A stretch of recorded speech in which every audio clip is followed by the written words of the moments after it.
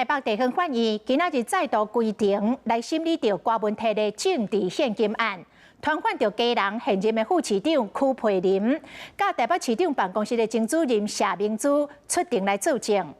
郭文摕的支持者一透早就组织伫法院的外口来声援，上主要嘛是因为昨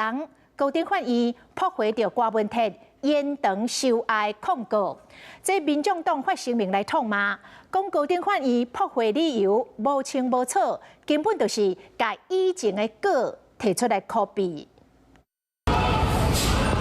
看到修车，前民众党的主席郭文摕的支持者，今日早起组织伫北院外口挂口号，要替阿伯加油。阿伯加油！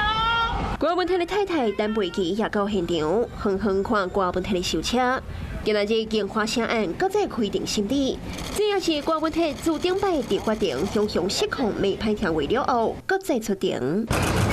早起团现任的家人副市长曲培林出庭作证，下晡证人是前台北市长办公室的主任谢明珠。两个人将会针对经称为政治献金的部分做证说明。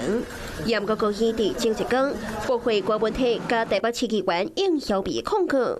高等法院裁定中，讲到被告虽然主张犯罪嫌疑并非重大，无逃亡记录等等的理由，请求撤销原裁定。严格就目前的事情甲高院调来的资料，认为主张无够互因采信，驳回控告。